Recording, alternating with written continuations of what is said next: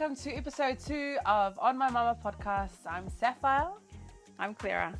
Hi guys, thank you so much for all the love and support that we got last week. Thank you for reaching out and just supporting Safi and I. It's an extremely vulnerable space to be in, but a cool space. Okay, Mom, what are we all about? We're about a mother and daughter podcast, and we look at exploring our relationship, you know, the healthy and unhealthy traits of our relationship, sharing our journey as Samoan women in New Zealand. Our journey, Samoan women, you can see the flag in the back. We hope to resonate with viewers, those that are supporting and offering some encouragement, especially for those navigating this space with their own girls or with their mothers as well. So that's what we're all about on My Mama. Okay, Safi, how do you land today? We talked about some pretty heavy stuff last week. How are you feeling today based on the Talanoa last week, and what do you expect to take away this week? I have a better understanding of why you chose to work and provide for us that I didn't have when I was a child. And I feel like I appreciate you more now than I did then. So yeah, what about you, Mum? What did you take from last week? Yeah, I think the first episode truly opened my eyes. You know, we delved into some heavy topics that brought up some old wounds. Ones that I thought were buried. You know, I honestly thought, because it's easy to just leave things and then move on and think that we can leave it in the past. Yeah, sweep it under the carpet. Yeah, sweep it under the carpet, because we feel it's irrelevant for the time. You know, we think, well, you know, that happened then, leave it behind, let's move on. But, you know, we tend to think that it's best just to leave everything behind, but it's not. And so last week was cool. And I actually felt that you heard me, you know, in terms of, it wasn't intentional. My absenteeism of your life wasn't intentional, but it was really the hope to provide with you, you know, for you a better life. What I did see was that you can't just shut those things away, you know, because what actually happens is it reappears, you know, and it shows its ugly face. And manifests itself through other areas of your life. So although there is a lot of stuff that we've buried, but what I found that it's not buried, it's still there and it comes back out. And so every time we fight, We tried to bury. So every time, you know, a situation comes up, it just comes all out again. Yeah. We had a lot of those moments. Yeah. Just last week, eh?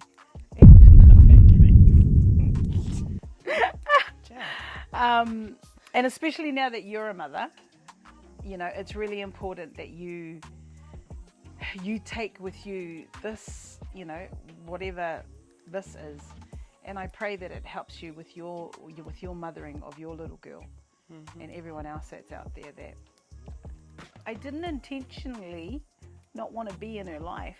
I was just trying to do better for what I knew at the time.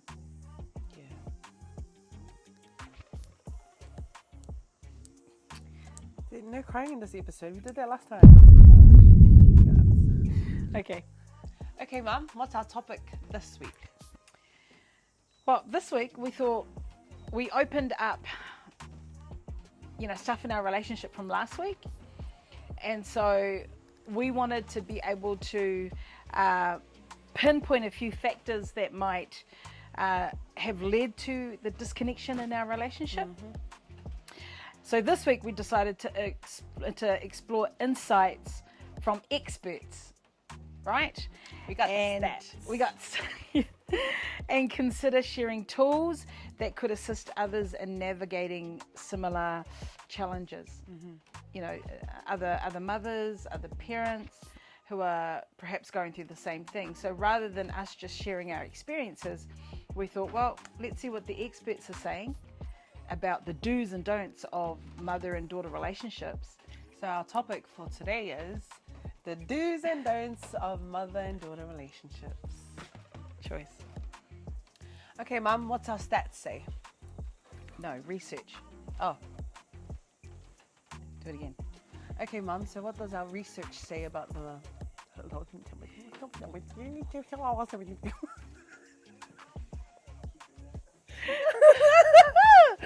Okay, Mother, so what does our research say about do's and don'ts of a mother and daughter relationship? Okay, so we looked at an Thank you article. so much.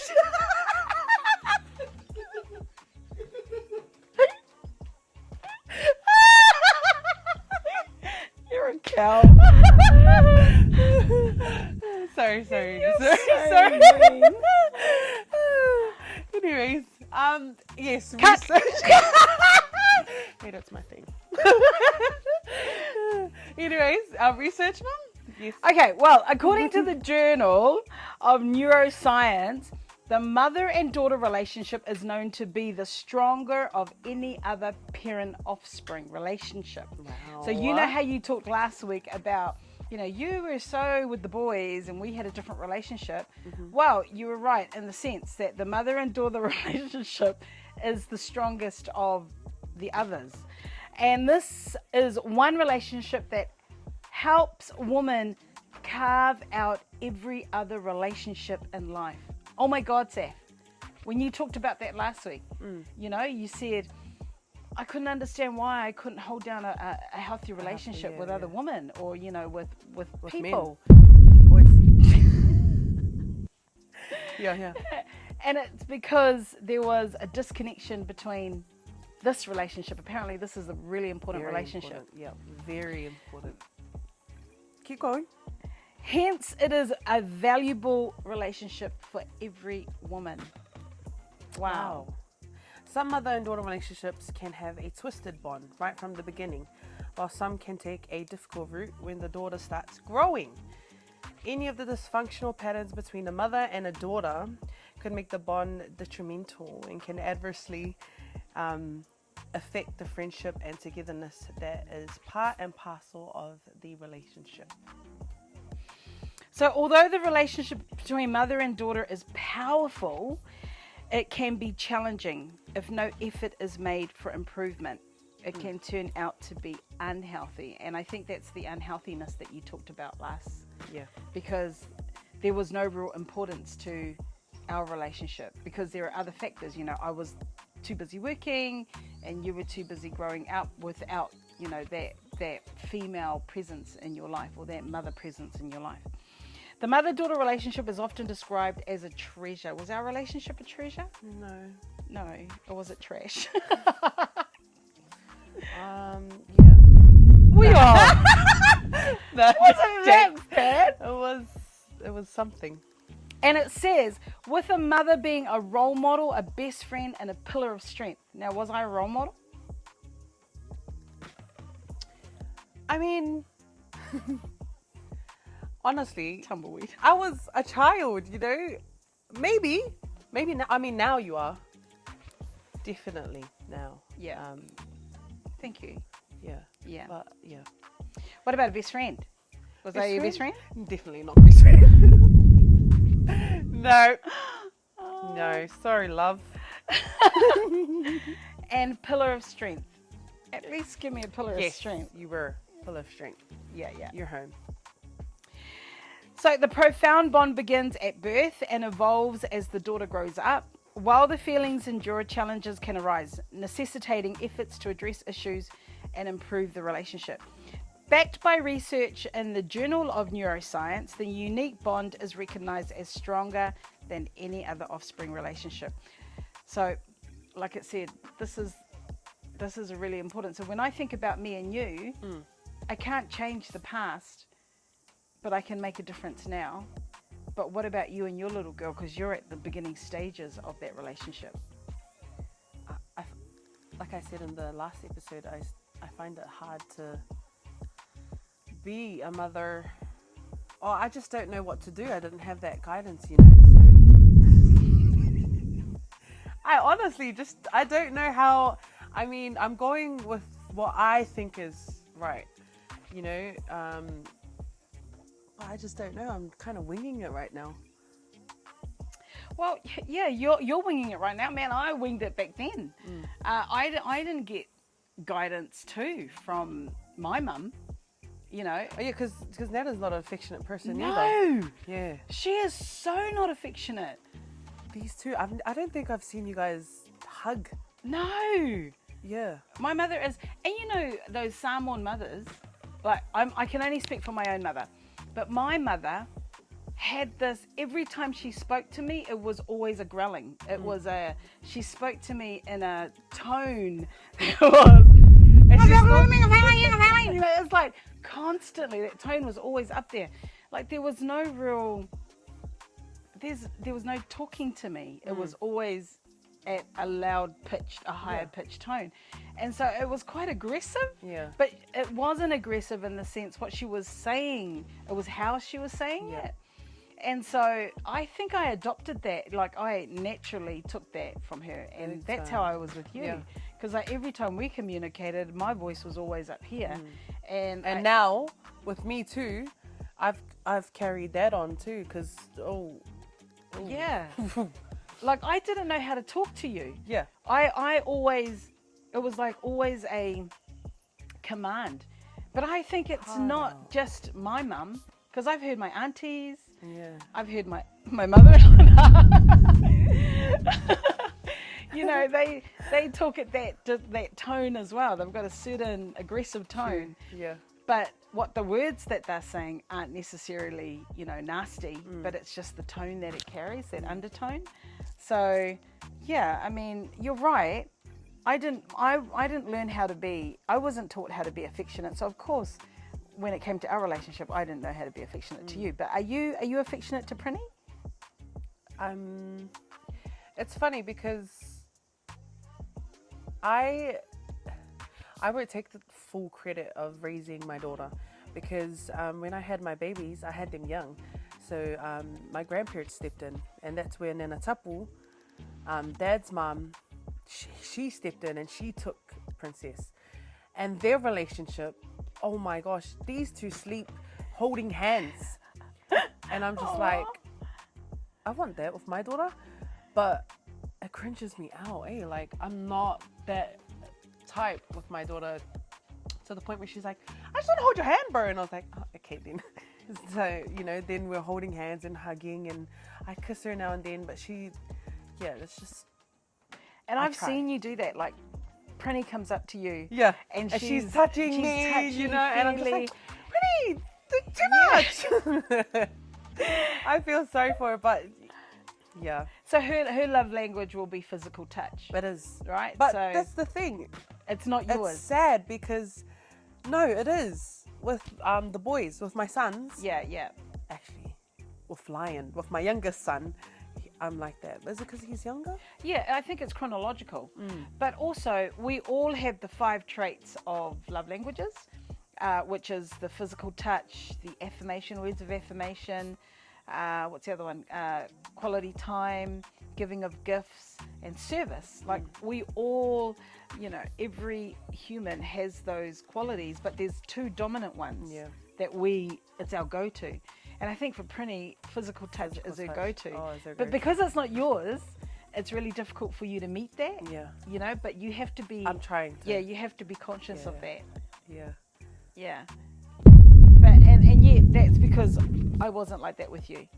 So I think this week, what we proposed to do was we were going to review the do's and the don'ts outlined in the research or in the article, and then assess our relationship. Yep.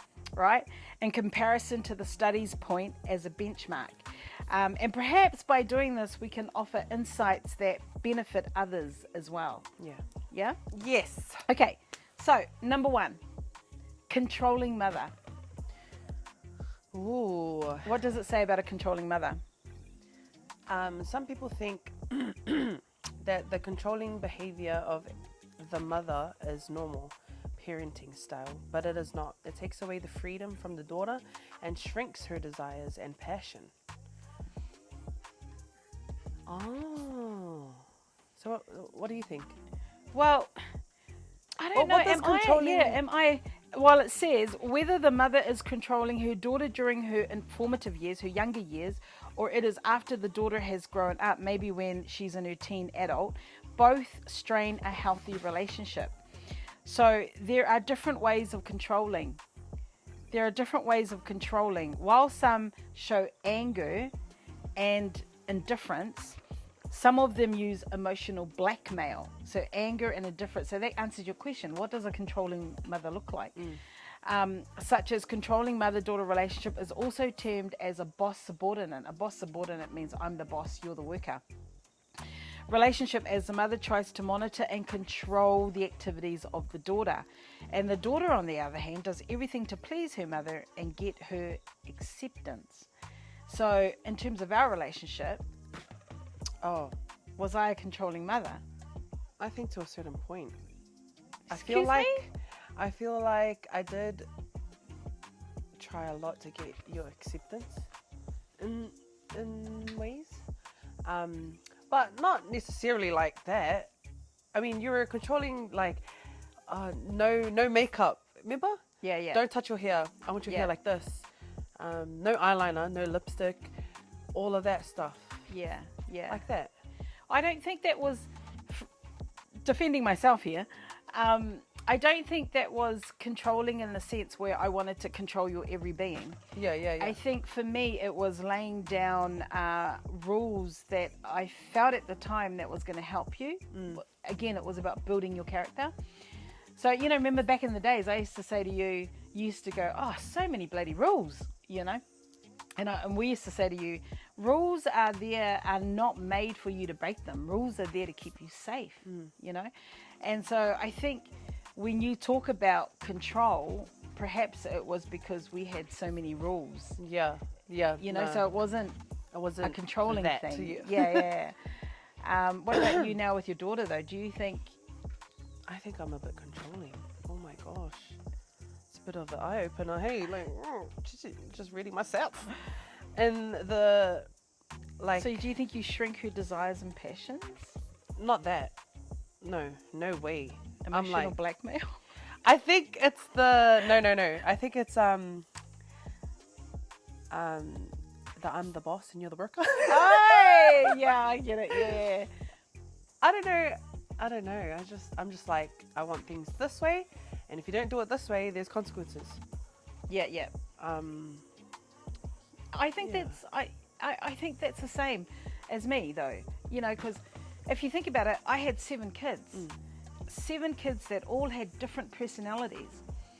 And then I had to run the household so that everyone was fed, everyone was, provided for. So I had quite a militant way of doing it. Yeah, that's me now. Yeah, well, that's not control. Oh, okay, I don't think that's control. I feel like I'm the nagging witch mom, Clean up your room, blah, blah, blah. It's the basic things, Yeah. So I don't think that's control either. Okay. I think that's just standard character building. Okay. Because if you don't teach your girl, thanks. Do this, do that, which is what I thought I was doing to you. So no, we're not control mums. No. Yeah. Yes. Bye. Okay. Number 2, it says emotional disconnect. Yeah. So emotional disconnect. What it says is, daughters usually look for their mothers in times of distress or emotional lowdowns. And when the mother is unavailable, they may either become lonely or get closer and show devotion towards others. I thought this was really interesting because you talked about that last week. You had to chase acceptance and from others because you weren't getting it from me. And I like how it says grandparent, father, uncle, or aunt. Yeah. Because in my growing up, in the teen years, when we didn't have that emotional relationship, I latched onto Auntie Teva, my dad's sister, or my namesake, so who I'm named after. There are a lot of times where Mum would be like, Teva, grab your niece, and she's the only one who knew where I was. And as soon as she would come pick me up, she'd be like, get in the car, and I'd be like, okay, bye guys. So I think, Yeah, Auntie, you did latch onto her, right? Yeah. Obviously there was a lack between us. But it was really funny. I used to complain to your dad all the time. It was like, man, she's just like her auntie. Why would we name her after her? Yeah. I know. But yeah, not that Auntie 𝘗𝘧𝘴𝘪𝘬𝘦𝘳 was bad, but she's such a free spirit. Yeah. And because she's such a free spirit, Do you know who I am? Woo! That's oh, she's a whole nother episode, guys. And then when mothers distance herself from her daughter, it causes disconnect in the relationship. So I don't think I intentionally set out to distance myself from you. I was just extremely, busy, and my purpose at the time was just to make money and provide, which is both Isaiah and I, our purpose. Also, this upbringing may leave emotional scars. Like, do you believe you inherited some emotional scars? Mm-hmm. I mean, if you could see it on my body, I would be scarred up. Oh my gosh. Oh, you're so sad. Emotional scars and a lack of maternal guidance, which we just spoke about. Yeah. Big lack. Which is really funny because someone's just pointed out emotional scars because they were physical scars as well, eh? Because you did some self-harming as well. Oh, I thought you were talking about, did you have to say that? Well, no. I mean, I didn't want to. Are you exposing me this episode? It's not even a funny matter. We shouldn't even be talking about it. But, emotional scars, the physical scarring is also a manifestation of what you're going through emotionally. Yeah, I think I just wanted to feel. Wow. With the, what's it called? What was it again? The physical scars, yeah. Yeah, the self-harming stuff. Self-harming stuff. But, I mean, because we're here, emotional disconnect, right? Mum finds out that I'm self-harming and she goes and calls the cops. I didn't She know called what the to cops. do. She didn't know what to do. She just, no, baby, don't do that. Like, come on. No, it was, hey, my daughter's self-harming in the front, go and get her. Oh, I didn't know what to do. I honestly, I was scared. So they took me away and locked me up that night. When the car was driving away, and I was sitting there looking at you, you were looking at me through the window. Your face, man, it was like, you cow. Oh my gosh, the thoughts that were running through my 3D. I was like, I'm damn near about to go and see Jesus, and this chick calls the cops on me. But, I'll give you this, it helped. It did help, I was in a room, I could think about what I was doing, and I honestly didn't know what to do because I thought if I came down to you, we'd fight. Because and it would get physical. Guys, we fought a lot. It was verbal, mental, it was physical. And so I thought, man, I don't know what to do. You know what? I want to keep you safe, but I don't know how. We were lucky that we had the boys and Dad, that you had 6 boys standing in the middle. So every time we had a physical altercation. But we never really did. There was a lot of, trying to get to each other, but we never really, which is so disrespectful of you to even think to come to your mother like that. What a bitch. What a little rat. Yeah, slap me. Yeah.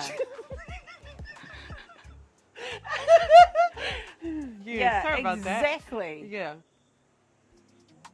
That's what happens when you emotional disconnect. Yeah, well, I honestly didn't know what to do. So in my thinking, the only way to keep her safe was to call the cops. And then, guys, the story twist. There's a twist in the story. A cop that was arresting me was awfully friendly.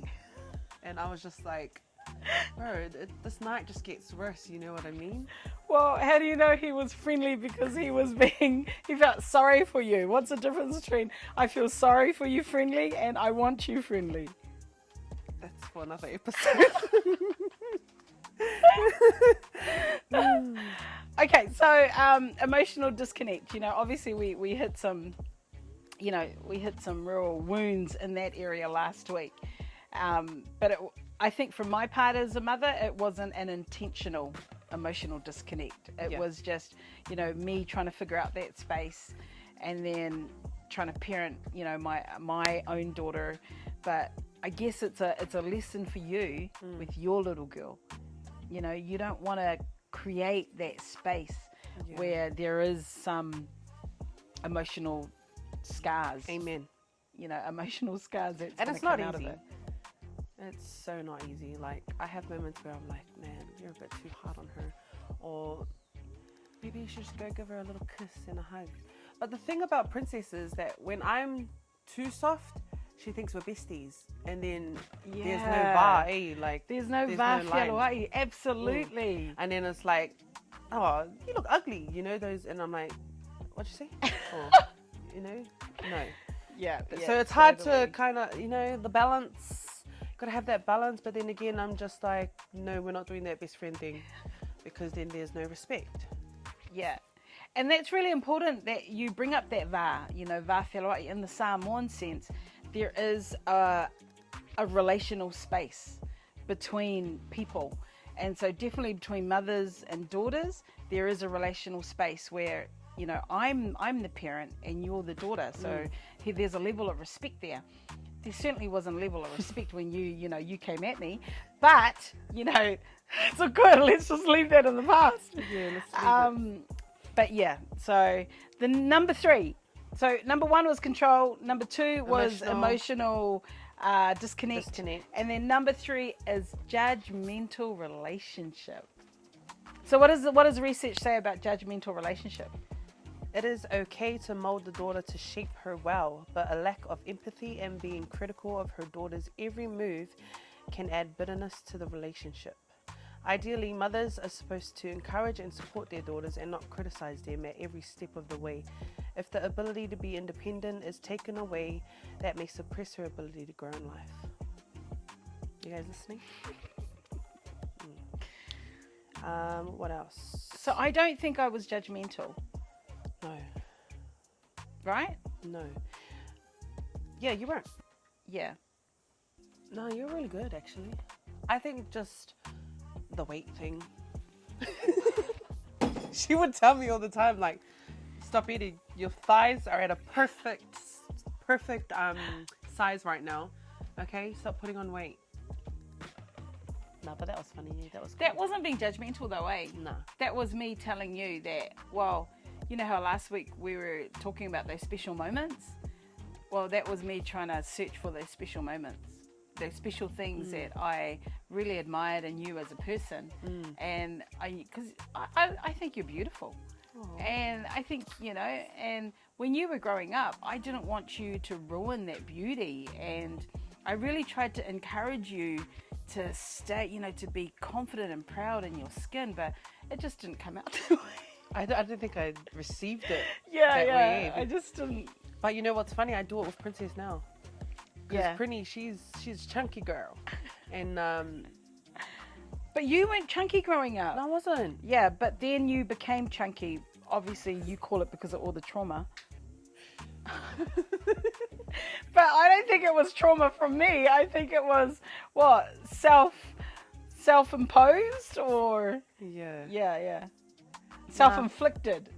It was self-inflicted with all the stuff that you were going through. Okay, cool. So no judgmental relationship. No. Okay. I find number 4 really interesting, right? The research talks about trophy child. And trophy child meaning in this kind of relationship, the mother uses her daughter to show off her good qualities or achievements, her own good qualities or achievements, worthy of admiration without thinking about her daughter's likes or dislikes. The daughter is unhappy most of the time as her life is being used by her mother to grab the attention of others. This post discusses relationship between mother and daughter and gives tips on how to improve it further. So I had this discussion about you guys because you all perform. You're all performers. You know, you all sing. You're performers. And one of my kids said to me at Raymond's 21st, you know, they said, "Oh, Mum, we don't like it when you show us off like that." Yeah. Because at every event, I always want my kids to be with me at every event. And it's not because I look at my kids and I project my dreams and aspirations through my kids. I don't think it's anything to do with that. I think I'm just really proud that you kids have all grown up, you're healthy, you know, you're doing well, and I like the pack, you know, the lion pack. You're just a proud mom. And I'm proud and I love you guys, but I don't think I'm a trophy mum to show that I'm always pursuing showing my kids off. And not caring about how we feel and our likes. And Yeah, I do ask you guys, don't I? no. Oh. She doesn't give us a choice, guys. It's like, I tried so many times, like, Mom, everyone sees us sing. Like, can you just chill? And she's like, do it. Or she, you know, encourages us to do it. No, but it's also capturing every opportunity. Time goes so quickly. Yeah, you're right. If there's any advice I will give to you is that, you know, by the time you guys look back in 10 years' time, you're going to think, man, I should have taken that opportunity, or I should have done that, or I should have done. So I think from us oldies that have that, you know, knowing, we just want you to, you know, capture and use the time well. So no to trophy. No to trophy mum. child. Thank you very much. Number 5. What does it say, Safi? Competitive mother. Competitive mother. Sucker. Disagreements are common in any relationship, and it also happens with mother and daughter. When fights become regular, competitiveness arises in a relationship. That again leads to resentment. Where's my cue in my constant fighting without any cooperation is not healthy in a relationship.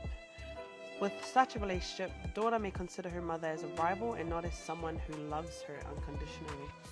Ooh. Nah, I've got to say, I am not a competitive mother. It's not up to you to say. I'm the daughter. You're the mother. No, I can spep from my own perspective. No, Thank you very much. I think that one fits you just right, Clara. I am not a competitive mother. I was not competitive towards you. I was competitive towards your affection, you know, Dad's affection. I did mention that. But to this day, I feel like I'm in competition with my mother all the time. What she wears. Oh my gosh. What, her cooking, like everything. I don't know how that happened. That is such a No, load I'm of crap. serious. I think it's What? because of the fighting. And everything we've been through. You're so right. Yeah. I think because I there know was I'm no right. connection.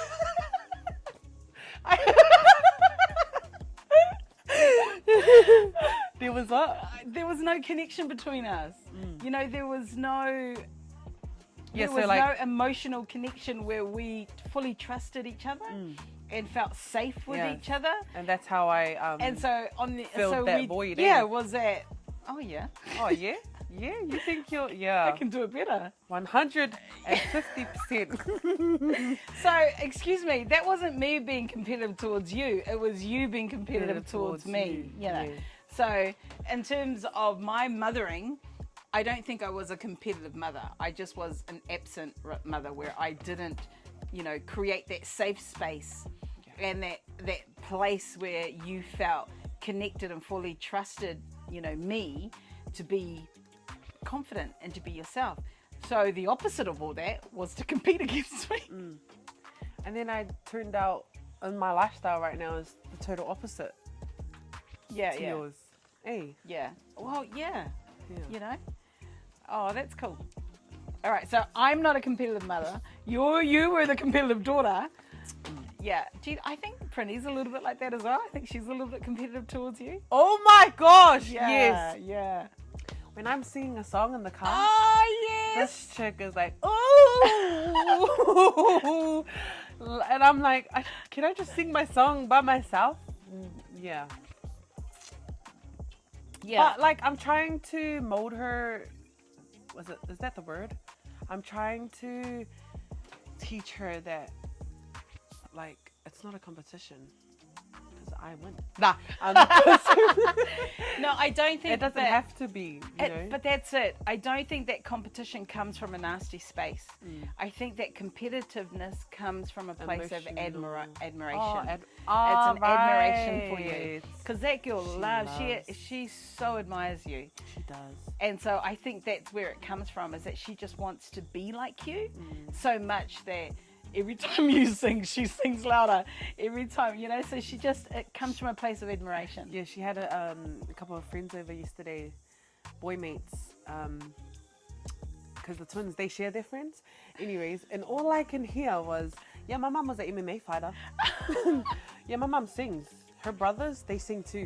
And I was sitting there like, bro, this girl, can she just chillax? Yeah. Too And much. that's where it is. It comes from a place of admiration for her mum. Yeah, You're right. So, not a competitive mum, but So competitive daughter. Thank you very much. because of resentment. And because Nah, just joke. well, yeah, but you are healed from that now, eh? And we've come to...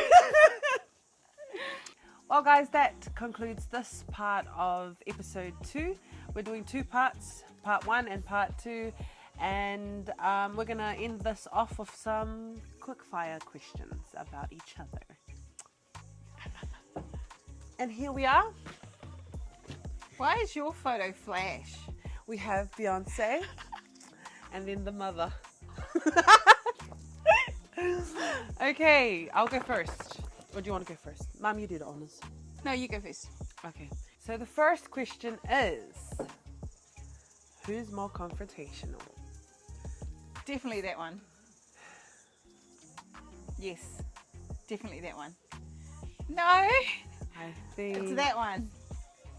I think different. We're confrontational in different ways. No, I just think that you're extremely reactive. I'm proactive. You're reactive. Reactive. Yeah. No. Hey, she's reactive, right? You know, you just attack. Oh yeah, I think that's my style of confrontational. If like somebody's got a problem, I'm gonna be like, "What's good?"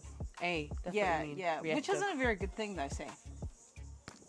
You know, you need to stop and think and process before you go in for the love, not the kill. I mean, that's just and me, Dad and I talked about that this morning. You know, it's cognitive versus metacognition. It's like think. Who's the better singer? Please. Put my photo up. It's Mum. Put my photo up. Put my photo up.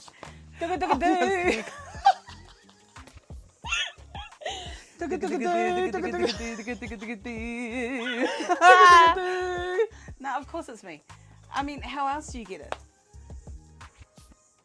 I mean, that's how you get talent. Is that it walks in the parents, but it runs in the child. Oh. So with you, it was slowly walking. But yeah. Put my foot up, Mum. Go on. No, we've got different types of singing. Like, I have a very fast vibrato, which you guys complain about. But you don't understand that genre of vibrato is an opera singer. So I'm an opera singer type singer. And you are a, everyday type of singer. Everyday type of singer. Girl, bye. Next. Who reads the Bible more? Put my photo up. I think Mom knows the Bible more because she's like 60 years old. But I read the Bible more now. I am so not 60 years old. Your Google I app am doesn't not count. 60 years old. I'm a, what do they call it? I'm an X generation. So I think An X or Z generation. Seth.